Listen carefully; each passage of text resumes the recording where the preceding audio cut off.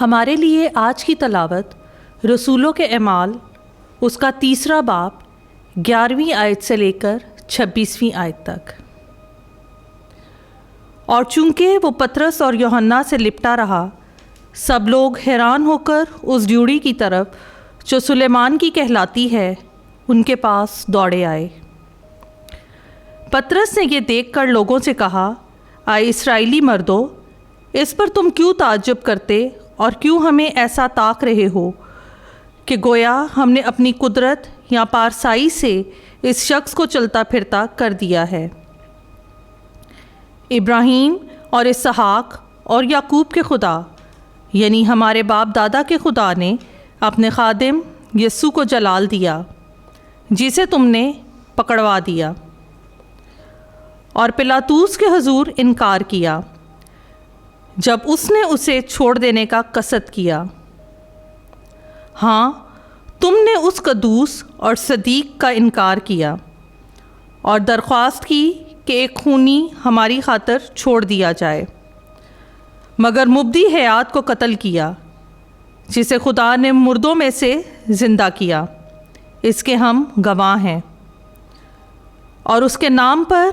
ایمان ہونے کے سبب سے اس کے نام نے اس شخص کو مضبوط کیا ہے، جسے تم دیکھتے اور جانتے ہو،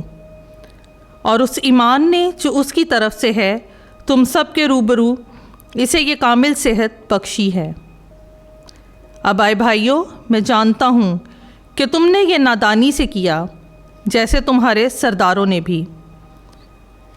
مگر جن باتوں کی خدا نے سب انبیاء کی زبانی پیشن گوئی کی تھی، یعنی کہ میرا مسیح دکھ اٹھائے گا، اس نے انہیں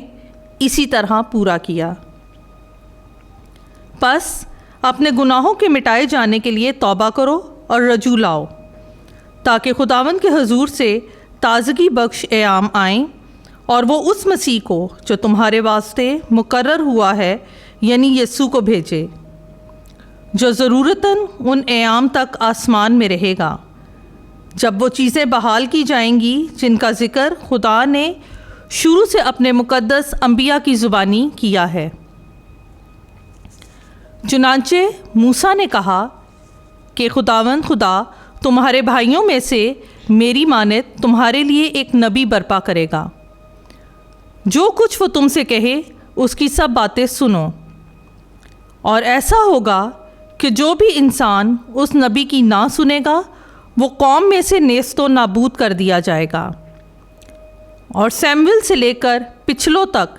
جتنے انبیاء نے کلام کیا ہے ان سب نے ان دنوں کی خبر دی ہے۔ تم انبیاء کی اولاد اور اس عہد کے ہو جو خدا نے ہمارے باپ دادا سے باندھا، جب ابراہیم سے کہا کہ تیری نسل سے روئے زمین کے تمام قبیلے برکت پائیں گے۔